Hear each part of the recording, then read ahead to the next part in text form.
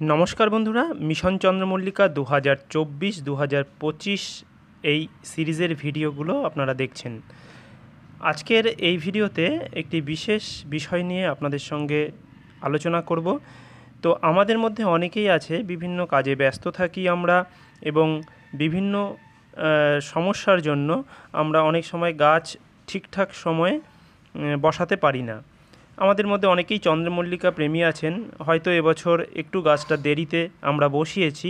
সেক্ষেত্রে গাছের দ্রুত গ্রোথ আনার জন্য আমাদের কি করতে হবে তা আজকের এই ভিডিওতে আমি দেখিয়েছি। বিশেষ করে একটি পিজিআরের কথা আজকের এই ভিডিওতে আপনাদের সঙ্গে আমি শেয়ার করব, এবং কিভাবে এটিকে প্রয়োগ করবেন সে বিষয়টিও ভিডিওতে দেখিয়েছি।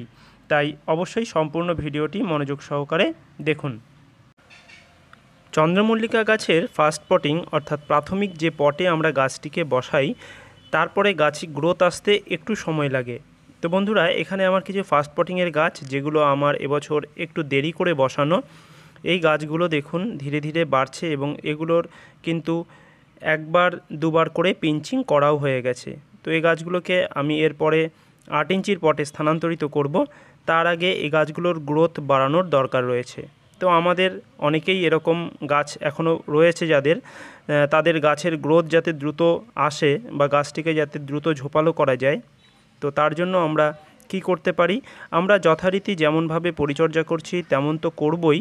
অর্থাৎ সর্ষের খোল ভেজানো জল, এছাড়া 15-15-15 যে সুফলা সার সেটা দেওয়া, এগুলোর পাশাপাশি কাকা নামক যে বায়ো পেস্টিসাইড রয়েছে সেটাকে স্প্রে করা, এছাড়া অ্যামিস্টার যেটা ফাঙ্গিসাইড হিসাবে গাছে দিতে হয় সেটা দেব। তো এই কাজগুলো করার পাশাপাশি গাছের দ্রুত গ্রোথ আনার জন্য একটি পিজিআরকে আমরা ব্যবহার করব। তো এই পিজিআরটা যদি আপনারা একবার ব্যবহার করেন তাহলে আপনারা এর রেজাল্ট বুঝতে পারবেন। তো এটা হলো আমার, এটা কোম্পানির নাম হচ্ছে জিপি গোল্ড, এবং এটার যে কম্পোজিশন সেটা হচ্ছে জিএ অর্থাৎ জিব্বেরেলিক অ্যাসিড। এই জিব্বেরেলিক অ্যাসিড এটা একটা সিনথেটিক হরমোন, সংশ্লেষিত হরমোন, যা উদ্ভিদদেহের বৃদ্ধিতে বিশেষভাবে সাহায্য করে। অর্থাৎ চন্দ্রমল্লিকা গাছের দ্রুত বৃদ্ধি আনার জন্য এই পিজিআর যদি আমরা ব্যবহার করি তাহলে গাছে খুব তাড়াতাড়ি বৃদ্ধি আসবে এবং গাছ খুব দ্রুত বাড়তে শুরু করবে, অর্থাৎ ঝড়ের গতিতে বাড়তে শুরু করবে। যেহেতু আমাদের গাছগুলো একটু দেরি করে আমরা বসিয়েছি তাই এটাকে ব্যবহার করব। তো এখানে আমি একটি ছোট্ট চামচের সাহায্যে মোটামুটিভাবে 1 থেকে 1.5 ml মতো এই পিজিআরকে নিলাম, এবং 1 লিটার জলে এটাকে মিশিয়ে নিলাম। তাহলে মনে রাখতে হবে আমাদের 1 লিটার জলে 1 ml থেকে 1.5 ml আমাদের যোগ করতে হবে, এবং তারপরে এটাকে ভালোভাবে ঝাঁকিয়ে নেওয়ার পরে আমরা প্রত্যেকটি গাছে খুব ভালোভাবে স্প্রে করে দেব। কখন স্প্রে করব? ঠিক বিকেলে, অর্থাৎ সূর্যাস্তের পরে আমরা এই পিজিআরকে প্রত্যেকটি চন্দ্রমল্লিকার পাতায়, কাণ্ডে, সর্বত্র স্প্রে করে দেব। এই পিজিআরটি ব্যবহার করার 3 থেকে 4 দিনের মধ্যেই গাছের গ্রোথ আমরা লক্ষ্য করব, এবং দ্রুত গতিতে গাছ বাড়তে শুরু করবে। আমরা জানি গাছের পর্বমধ্যের দৈর্ঘ্যের বৃদ্ধি ঘটাতে এই পিজিআর বিশেষভাবে সক্ষম।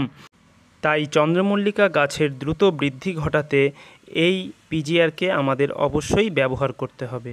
তো বন্ধুরা, আজকের এই ছোট্ট ভিডিওর মধ্যে দিয়ে একটি গুরুত্বপূর্ণ টিপস আপনাদের সঙ্গে শেয়ার করলাম। ভিডিওগুলো কেমন লাগছে অবশ্যই কমেন্ট করে জানাবেন, আর সেই সাথে চ্যানেলে যদি নতুন হয়ে থাকেন চ্যানেলটিকে সাবস্ক্রাইব করতে একদমই ভুলবেন না। চন্দ্রমল্লিকার বিভিন্ন তথ্য এবং খুঁটিনাটি জানতে অবশ্যই চ্যানেলের সঙ্গে জুড়ে থাকুন। বন্ধুরা, এই স্প্রে করার ঠিক 5 দিন পরে ম্যাগনেসিয়াম সালফেট স্প্রে করব। ম্যাগনেসিয়াম সালফেট স্প্রে করলে গাছের পাতাগুলো হবে উজ্জ্বল এবং চিরসবুজ, যা গাছকে একটা আলাদা মাত্রা এনে দেবে। আজকের ভিডিও এখানেই শেষ করছি। দেখা হচ্ছে পরবর্তী ভিডিওতে। সকলে ভালো থাকবেন, সুস্থ থাকবেন।